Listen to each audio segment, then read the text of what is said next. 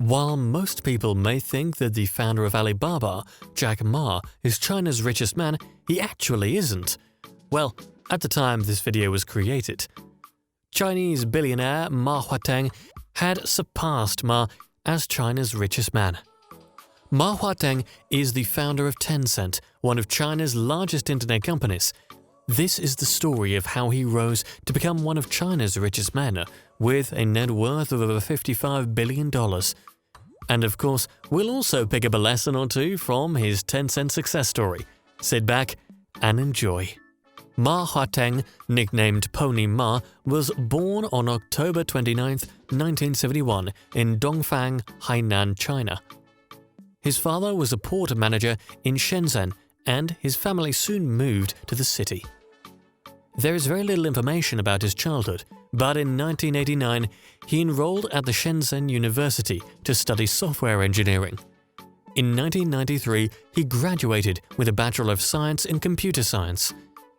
After graduation, Ma took a job as a software developer with China Motion Telecom Department. He developed software for pages. While on this particular job, he made around $176 monthly. His next job was in the Research and Development Department for Internet Calling Services in Shenzhen Runshun Communications. In 1998, Ma, along with 4 of his classmates, founded Tencent, which has now grown to become one of the biggest internet firms in China. Tencent Inc. was incorporated in November 1998 in the Cayman Islands.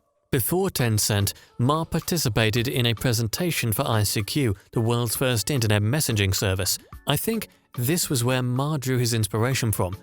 In 1999, a year after Tencent was founded, the company launched its first ever product. The product was more or less a replica of ICQ, but with a Chinese interface. It was also named OICQ, with the O meaning open. OICQ was a free PC-based instant messaging service. Its name was shortly changed to QQ due to a lawsuit threat from ICQ and its owner, AOL. Ma's new product was met with a lot of positive response. Within the first year of launch, OICQ had more than 1 million registered users. Soon, the product became one of the largest internet instant messaging services in China. But here's what you may not know. Despite having more than 1 million users in its first year, OICQ remained unprofitable for the first 3 years. It was not until 2001, following the launch of the mobile QQ messaging platform for mobile phones, that Tencent recorded its first profit of $1.2 million on sales of $5.9 million. 3 years later, the company got listed on the Hong Kong Stock Exchange. Several years after its launch, QQ still stands tall as one of the most popular instant messaging apps in China. As of the 31st of December 2010, the platform had over 647 million active user accounts, making it the world's largest online community at that time. Today, the app still retains its massive followership with more than 800 active user accounts. Now, while the IM service is free, a fee was being charged for mobile messages as of 2006. Tencent would later add QQ Show to its ecosystem, an avatar-based social platform. QQ Show enabled the purchase of virtual goods to outfit avatars that can then be used with a QQ Instant Messenger. In 2003, Tencent Games, the video game publishing division of Tencent Interactive Entertainment, was founded. The new division was meant to focus on online games. The next year, it released QQ Tang, based on its social media platform QQ. It was followed by several variant games such as Dungeon Fighter Online, QQ Fantasy, Xunshan, QQ Dancer, and several others. Although Tencent's product offering included online gaming since 2004, it wasn't until 2007 that it rapidly increased its offerings by licensing games. At least 2 of its games, speaking of Crossfire and Dungeon Fighter Online, were originally produced by South Korean game developers. However, Tencent now makes its own games. In September 2005, Tencent launched PaiPai.com, a C2C auction site. The company also launched Tenpay, an online payment system just like PayPal. The next year, Tencent launched its search engine Soso.com, which was discontinued in September 2013. Soso was replaced with Sogo Search. On January 21, 2011, Tencent launched Weixin, a social media app. Weixin has been rebranded as WeChat, one of the world's most powerful social media apps. WeChat has over 1 billion active users every month.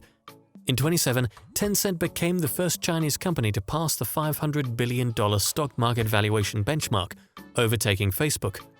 The irony, though, is that a lot of Americans don't know about the company, but analysts estimate that more than 2/3 of China's population use Tencent. Tencent has consistently expanded its product offering and investment options. It is more or less the collective answer to Facebook, WhatsApp, Apple Pay, Spotify, and Amazon. Within the last two decades, Ma and his co-founders have managed to build a digital platform business from scratch. Above all, they have one of the largest data treasure chests on the planet to show for it. While you may think that Ma and his company has had it easy, this actually isn't the case. The early days of Tencent was filled with struggles. At its early stage, the company was funded through the money they earned in the share market. Ma had to take on several roles just for the company to survive, from janitor to website designer. The second controversy was from America Online, AOL. Tencent faced a lawsuit from the company in the United States. AOL claimed that OIQC's domain names oiqc.com and oiqc.net violated IQC's intellectual property rights. Sadly, Tencent lost the lawsuit and suffered heavy costs. Both websites had to be shut down, and this was why Ma changed the name of their first product to QQ. Ma, along with his other co-founders, has managed to keep his chains of businesses afloat and profitable. How is he able to do this, building a wealth of over $55 billion? It's no secret that as organizations grow larger, they often become insular and bureaucratic. Success has a way of making you feel relaxed, but this wasn't the case of Ma. As a matter of fact, Ma feared that his organization would lose its nimbleness and become overly complex. To tackle this problem, he created 7 principles to guide product creation. The 7 principles included agility, openness, user-first, speed, reliance, evolution, and innovation. Whilst all of these principles are important, I'd like to touch on just 4. 1. Agility. The first is agility. According to the Oxford Dictionary, agility is the ability to move quickly and easily. Tencent can attribute its staggering success to its ability to develop hot products quickly. There are a lot of things that can wait out a business, especially when it has multiple founders. However, this wasn't the case for Tencent. Somehow, the team was able to assign who does what. Speaking at the Tsinghua Management Global Forum in 2016, Ma pointed out that he was simply interested in creating excellent products and having other co-founders see return on their investment. He can be quoted saying, "I focused on product and Tony Sang focused on technology. Li Qingseng looked like a boss, and that's why we asked him to take care of sales and marketing. Yu Chen originated from government, therefore he took care of HR, legal, administration and government relations." Today, Tencent is still maintaining that agile approach by not relying heavily on its founding team. Ma believes that the next generation is in the best position to dream up the next big product idea, so they empower younger employees to take the lead. 2. User first. There was absolutely no way this was not going to be on the list. Tencent's products have been quite popular with the younger generation. People just love their products, and it all begins with a deep understanding of what users want and giving it to them. Do you know that every month product managers at Tencent run 10 end-user surveys, read hundreds of user blogs, and collect user experience feedback from 1,000 people? Ma believes that a service starts with the satisfaction and needs of its users in mind, and is defined by those 2 things. There's no need to make your product too complex. People actually love simple and easy. 3. Speed. If you are into business, you must understand that no product starts out perfect. As a matter of fact, nothing in life starts out perfect. A child must first learn to crawl before it walks. A big tree today was only a seed yesterday. However, you must be able to make rapid iterations to improve your product. Tencent runs with this philosophy, and its attention to speed has long had its rivals green. For example, WeChat is not the first major chat app in China.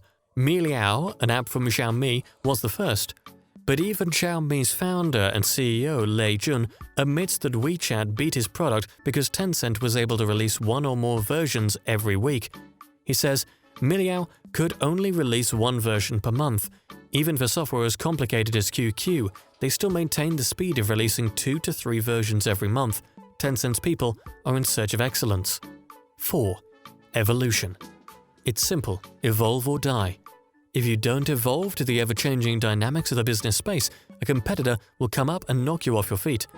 For Tencent, evolution means the ability to improve, self-correct, and stay focused. Several businesses like Kodak, Blockbuster, and Dell have lost their edge because they failed to evolve. While Tencent's QQ started as a PC messenger, the company embraced mobile and moved with the times. Also, WeChat's early success can be attributed to its likeness to WhatsApp and Kik, optimized for smartphones. So there you have it. Ma Huateng rose to become one of China's richest men on the back of his company, Tencent.